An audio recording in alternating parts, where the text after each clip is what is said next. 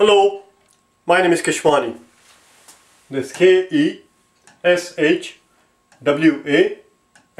Keshwani. We are here because we want to prepare for GMAT. We have been solving GMAT math problems out of this book here, GMAT Review, the official guide, the 13th edition. If you do not own this book already, purchase one immediately. You're going to need it. The problem that we are about to solve is the one that you will find on page number 200, or rather 180. Let's turn to page 180, the very first problem on the page, number 196. Today is our lesson number 223. Here's what we are told. We are told that we have 20 integers, so rather, we are told that we're going to choose 20 integers. 20 integers were randomly selected from the consecutive integers -10 through +10. -10 through +10. So how many numbers do we have altogether? No, we do not have 20, we have 21. -10 through -1 are 10 numbers. Then we have a 0 in the middle, and then 1 through +1 through +10 are 10 more. So we have 21 integers in the bag. We're going to put our hand in there, we're going to close our eyes, and we're going to pick one at random, and we're going to do that 20 different times. The question simply is, and the repetitions are allowed. In other words, we're going to put our hand in the bag, we're going to close our eyes, we're going to pick one number at random, we're going to read what it is, and we're going to put it back in the bag, mix it up one more time, draw another one. It is quite possible that we may end up picking the same number again, which is okay. Repetitions are allowed. The question simply is, if we were to do that, and we were to make a note of all of these 20 numbers that we drew, the question is, what is going to be, what is the least possible product, of 20 such numbers that we chose at random? Can they all be -10? Is it possible? Why not? If you want the least possible product, why not pick pick the largest number, -10, 20 times? Can we do that? Is it possible?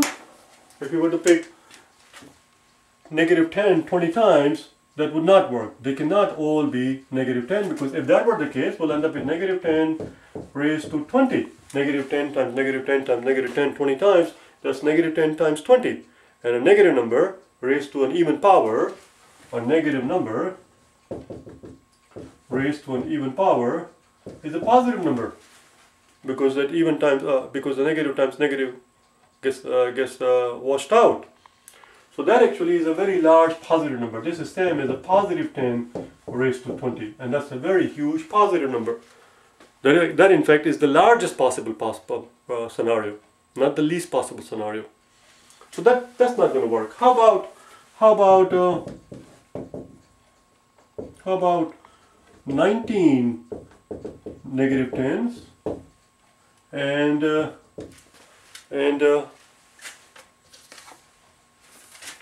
something else? How about 19 -10 and a 0? Let's see what that gives us. Would that be the least possible product? Well, 19 -10s and a 0, it should not be 19 times. That is wrong. It should not be 19 times. We're choosing 19 -10s. It's -10 times -10 times -10.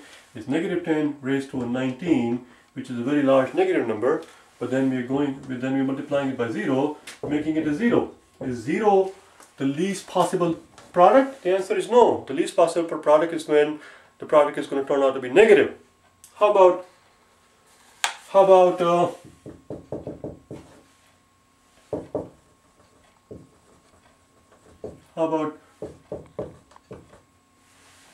19 -10s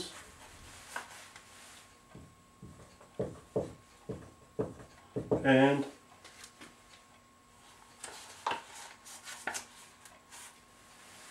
a -1? Would that work? Of course not. That would be silly, because this is a negative number, this is a negative number. If we have a negative number here, that will actually become positive. So we can't have -1. How about times 1? That's a very large negative number. But can we make it even smaller? Can we make it even smaller? The answer is yes. Instead of multiplying it by 1, why not multiply it by 2? Now, this negative number is twice as large as the first one. -10 raised to 19 times 1, as opposed to -10 raised to 19 times 2. Can we make it even smaller? The answer is yes. We can keep on going until we find that the largest negative number that we're going to arrive at is -10 raised to 19 times a +10. Times a +10.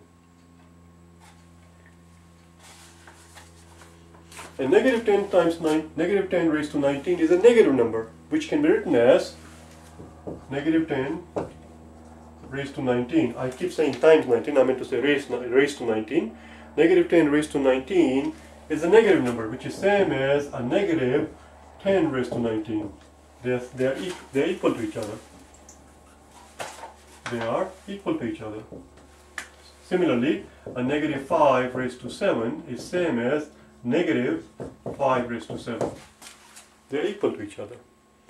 So this can be written as, this guy can be written as negative times 10 raised to 19. And this is times 10 raised to 1.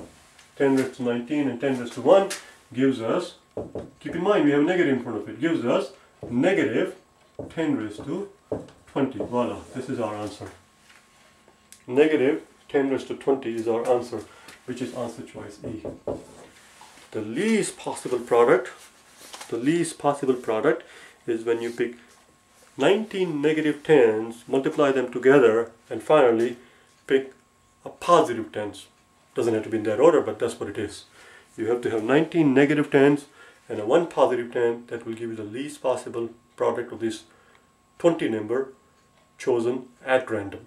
It's just a fluke, it's just a coincidence that even though when they say repetitions are allowed, it turns out, yes, we are not only taking advantage of the fact that we are allowed to repeat a number, but we are in fact taking the fullest advantage of it, because 19 times we picked the same number, negative 10, we kept picking 19 times. And only once we chose a different number, which also happened to be a 10, but a positive 10. The answer was E. I will see you tomorrow, okay? Bye now.